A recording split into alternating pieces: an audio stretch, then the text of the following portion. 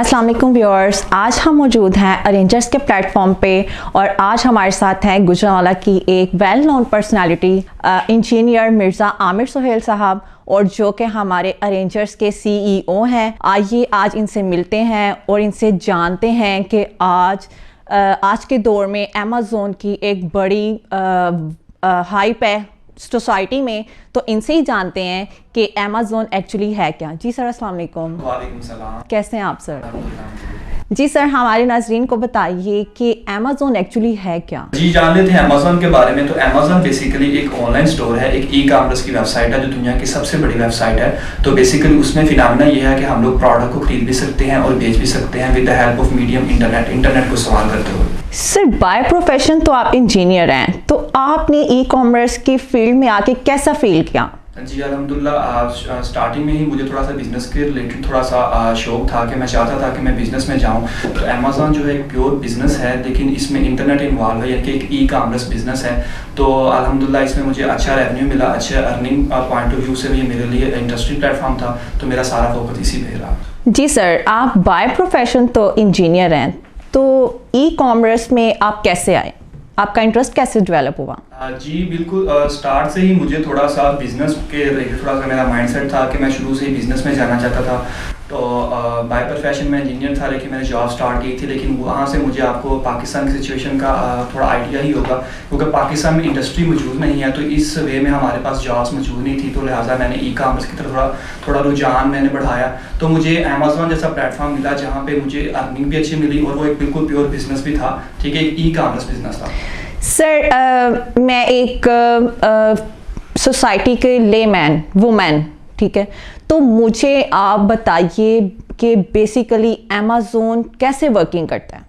ठीक है, Amazon basically एक ऑनलाइन वेबसाइट है, एक ई कॉमर्स की वेबसाइट है जहाँ पे बेसिकली हम लोग बाइंग एंड सेलिंग कर सकते हैं प्रोडक्ट की। ये तकरीबन ऑलमोस्ट 110 ममालिक में मौजूद है और बहुत ज़्यादा जो लोग हैं उनका फोकस रहता है इसी वेबसाइट को यूज़ करते हुए अपनी डेली बेसिस पे प्रोडक्ट को बाइंग करने का। और बहुत ज़्यादा जो सेलर्स होते हैं उनका फोकस मेजॉरिटी रहता है कि उसी वेबसाइट को यूज़ करते हुए अपनी प्रोडक्ट को सेलिंग कर सकें। सर, इसके कोई डिफरेंट मॉड्यूल्स हैं? जी, अमेज़ॉन के डिफरेंट मॉड्यूल्स पे काम करता है, जैसे कि हमारे पास अमेज़ॉन पीएल प्राइवेट लेबल का मॉड्यूल है, अमेज़ॉन एफबीएडब्ल्यूएस होलसेल का मॉड्यूल है, इसके साथ साथ अमेज़ॉन एफिलिएट्स का मॉड्यूल मौजूद है और अमेज़ॉन ड्रॉप शिपिंग का मॉड्यूल भी मौजूद है जिसके ऊपर हम लोग काम कर सकते हैं। तो सर, आप दूसरे मॉड्यूल्स की बजाय ड्रॉप शिपिंग पे क्यों काम कर रहे हैं?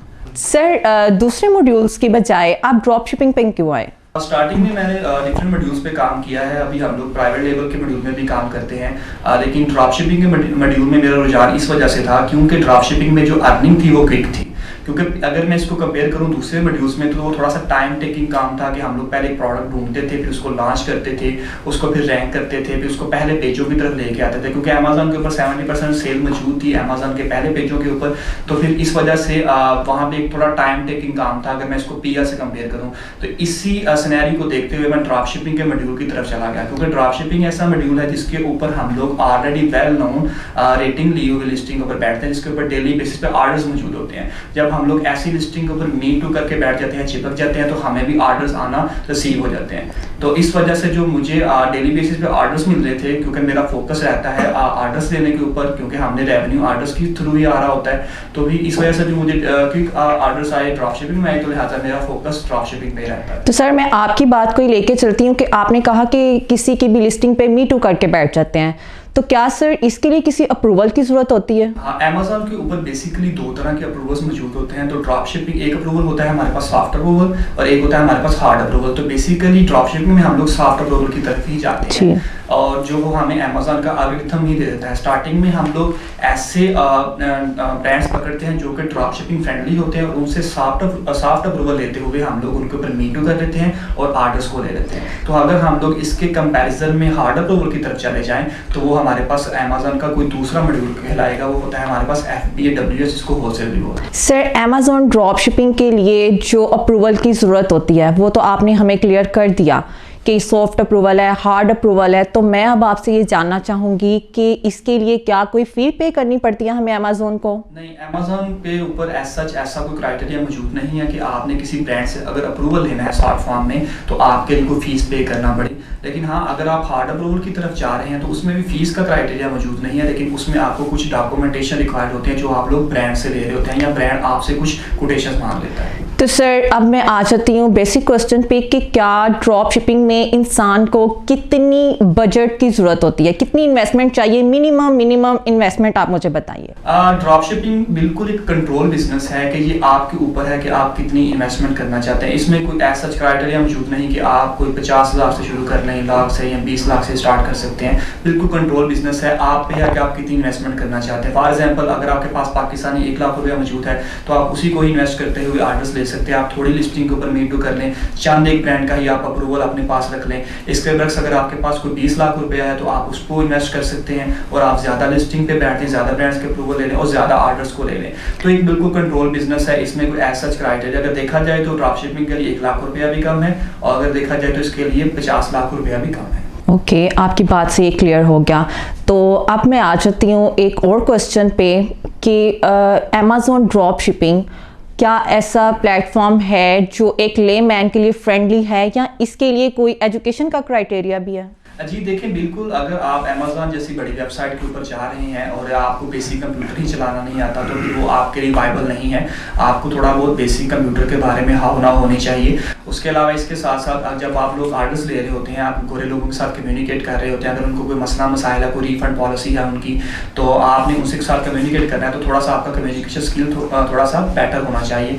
तो अगर एक बंदा बिल्कुल ही ले है, उसको नाव हाव नहीं है, तो फिर वो इसके लिए चीज़ वाइबल नहीं होगी। लेकिन अगर किसी को थोड़ा बेसिक कंप्यूटर चलाना आता है, उसका कम्युनिकेशन स्किल थोड़ा सा बेहतर है, तो फिर आप उसमें आ सकते हैं। तो एजुकेशन का क्राइटेरिया नहीं है, लेकिन ये आप अपने आप को खुद इसमें चेक कर सकते हैं कि आप अपने आप को किस जगह पे फॉल करते हैं। तो बेसिकली अगर इसमें अगर आपने इंटरमीडिएट या बैचलर किया हुआ है तो आप इस चीज़ को ज़रूर जो है वो परसुएट कर सकते हैं, लेके चल सकते हैं। तो सर अगर एक लेमैन आपके पास आ जाए और वो कहे कि मैं आपसे ये ड्रॉप शिपिंग सीखना चाहता हूँ, तो उसके लिए क्या रिकमेंडेशन है?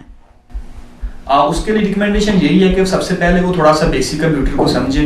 ठीक है, अमेज़ॉन के बारे में थोड़ा बहुत उसको नाव हाव होनी चाहिए कि अमेज़ॉन मॉड्यूल कैसे हैं और थोड़े बहुत कैसे वो वर्क कर रहा है, उसके थोड़ा एल्गोरिथम को समझे, तो फिर वो ड्रॉप शिपिंग की तरफ थोड़ा सा मूव करेगा। अगर किसी के पास बजट ही नहीं है, इन्वेस्टमेंट्स नहीं है और वो ये काम करना भी चाह रहा है, तो वो अपने आपको किस तरह लेके चलेगा इस फील्ड में? हाँ जी बिल्कुल, वो लोग जिनके पास इन्वेस्टमेंट मौजूद नहीं है, वो बजट नहीं रखते हुए कि वो इस चीज़ का ख्वाहिशमंद है कि वो अमेज़ॉन ड्रॉप शिपिंग से पैसे कमाएं, तो वो बिल्कुल इससे रेवेन्यू जनरेट कर सकते हैं। उसका तरीकाकार यही है कि पहले वो इस मार्केट को अच्छे तरीके से स्टडी करें, अमेज़ॉन ड्रॉप शिपिंग होती क्या है इसको अच्छे तरीके से समझें, ये काम कैसे करता है। तो उसके बाद फिर वो क्या करें, वो एज अ वर्चुअल असिस्टेंट लोगों को सर्विस दे दें, उन लोगों की हेल्प कर दें जो कि अमेज़ॉन के ऊपर काम करना चाहते हैं लेकिन उनके पास इन्वेस्टमेंट मौजूद है, तो उनकी वर्चुअल असिस्टेंट बन जाए, उनको अपनी असिस्टेंस दे दें और अपनी सर्विसेज को देते हुए वो अमेज़ॉन ड्रॉप शिपिंग से रेवेन्यू जनरेट कर सकते हैं। वर्चुअल असिस्टेंट्स के लिए ये एक अपॉर्चुनिटी है कि वो इन्वेस्टर्स को अपनी सर्विसेज दे दें। जी ओके सर, अब आप मुझे बताइए कि एक पर्सनल क्वेश्चन है, तो क्या मैं आपसे कर सकती हूँ? जी मैम। जी सर, आप मुझे अपनी कुछ अर्निंग्स के बारे में बताइए। अल्हम्दुलिल्लाह मैम, अभी मैं 6 डिजिट्स में मैं अर्निंग कर रहा हूँ अल्हम्दुलिल्लाह।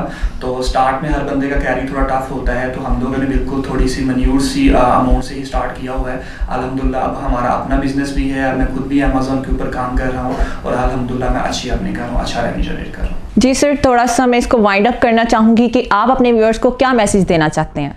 जी बिल्कुल, मैं आज के जितने भी यंग नौजवान हैं और जो जॉबलेस हैं और अच्छे एजुकेटेड हैं, तो मैं उन सबको यही पैगाम देना चाहूँगा कि वो ज़रूर इस फील्ड को ज्वाइन करें, क्योंकि इसमें अच्छा स्पार्क है, अच्छा रेवेन्यू जनरेट आप लोग इसमें कर सकते हैं। बाय प्रोफेशन मैं खुद भी एक इलेक्ट्रिकल इंजीनियर हूँ और मेरी स्पेशलाइजेशन टेलीकम्युनिकेशन में थी, लेकिन मैं अपनी फील्ड को ज्वाइन नहीं किया। क्यों? इस वजह से नहीं किया क्योंकि मुझे रेवेन्यू इस फील्ड में मिला है। तो और ये एक बहुत अच्छा अपॉर्चुनिटी है अमेज़ॉन के ऊपर। अगर रिसेंटली डेज में देखा जाए तो अमेज़ॉन को परमिशन भी मिली हुई है सेलिंग की, तो आप बहुत ज़्यादा लोकली क्लाइंट्स भी आपको पाकिस्तानी मार्केट से मिल सकते हैं जो कि ख्वाहिशमंद हैं कि अपनी इन्वेंट्री को यहाँ से बाहर एक्सपोर्ट कर सके। तो देखा जाए तो मुल्क की एक्सपोर्ट जब बाहर जाएगी तो पैसा मुल्क में डॉलर की फॉर्म में आएगा, तो ओवरऑल जो मुल्क की अनएम्प्लॉयमेंट रेशो है वो कम ही आएगी, क्योंकि पाकिस्तान में जो जॉबलेस लोग हैं उसकी रेशो इस वजह से ज़्यादा है क्योंकि पाकिस्तान में इंडस्ट्री मौजूद नहीं है। तो जब आप लोग जो है ऐसे प्लेटफॉर्म में काम करेंगे, मुल्क की एक्सपोर्ट बाहर जाएगी, तो ज़रूर पाकिस्तान में इंडस्ट्री है जो वो ग्रो करेगी, और जैसे ही इंडस्ट्री मुल्क में ग्रो करेगी तो फिर सबके लिए रोजगार का जरिया जो है पैदा होगा। तो मेरा सबको आप सबके लिए पैगाम यही है। थैंक यू सो मच यार। जी व्यूअर्स, आज आपको सर आमिर सुहेल की बातों से ये अंदाज़ा हो गया होगा कि ये जो डीएस है वो मोस्ट फ्रेंडली प्लेटफॉर्म है फीमेल्स के लिए, मेल्स के लिए, इन्वेस्टर्स के लिए, और जो ये स्किल सीखना चाहते हैं उनके लिए भी ये एक अच्छा प्लेटफॉर्म है। सो आप यहाँ आइए और डीएस को सीखिए। Thank you so much. अल्लाह हाफिज़।